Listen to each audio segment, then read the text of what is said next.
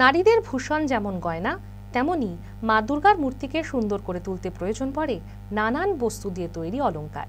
সামনেই দুর্গাপুজো, তাই মৃৎশিল্পীদের যেমন ব্যস্ততা তুঙ্গে, ঠিক একই রকমভাবে চরম ব্যস্ততা লক্ষ্য করা গেল মালদার কোতোয়ালিতে মা দুর্গার সাজশিল্পীদের মধ্যে। কোতোয়ালি তারাকালী মোড় এলাকার বাসিন্দা প্রতাপ কুমার দাস আগে স্ত্রীর সঙ্গে মিলে প্রতিমার অলংকার তৈরি করতেন, কিন্তু 6 মাস হল তার স্ত্রী মারা গিয়েছেন। বর্তমানে তিনি একা হাতে সংসার সামলে যতটা সম্ভব প্রতিমার সাজ তৈরি করছেন।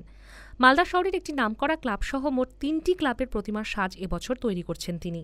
তবে সাজ তৈরি করে সেরকম লাভের মুখ দেখতে পাচ্ছেন না, তাই সরকারি সাহায্যের আর্জি জানিয়েছেন প্রতাপবাবু। ঠিক একই রকমভাবে থার্মোকলের কারুকার্য দিয়ে নানান রকম ডিজাইন বানিয়ে আসছেন ধর্মদাস ও তার স্ত্রী। শহরের বিভিন্ন পুজো মণ্ডপে তাদের তৈরি থার্মোকলের কারুকার্য জায়গা করে নেবে। আমার এই কাজ প্রায় 40 বছর হয়ে গেল কাজ করি। আমার বয়স এখন 65। হ্যাঁ, আর আমি বেশি দিন হয়তো এই কাজ করতে পারবো না। হ্যাঁ, খুব কষ্টের সহিত এই কাজ করছি। অনেক দিন আমার লেগে গেল, এই 3খানা দুর্গার কাজ করছি মালদার। আর একটা মালদা সর্বজনীন ক্লাবের কাজ আছে, একটা মিল্কি কাজ আছে, মিল্কি সার্বজনীন। আর আমাদের এখানে কোতোয়ালি বড় দুর্গা, যেটা সেনবাড়ির, এই 3খানা কাজ করছি। আমি একা হাতে বাড়ির সমস্ত কাজ, রান্না বাড়ি, খাওয়া দাওয়া করে আমি একাই কাজ করি। আমার স্ত্রী এই মাস 6 হলো গত হয়েছে। আমরা দুইজনেই করতাম, এখন আমি একাই করছি।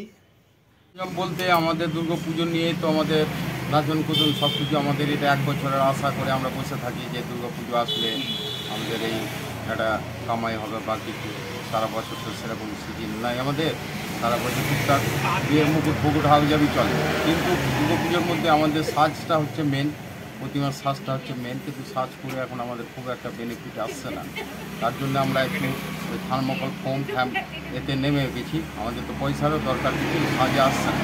সাজ করেছি, না করে না, সাজ 2-3টে সাজ করেছি, ওটা আগাম আমরা করে নিয়েছি, মাস 2 আগে করে মাল ডেলিভারি আমরা দিয়ে দিয়েছি। ঠিক আছে, দিয়ে আমরা এখন পুজো প্যান্ডেলে ব্যস্ত আছি। পুজো সাজ নিয়ে আমরা। মালদা টুডে।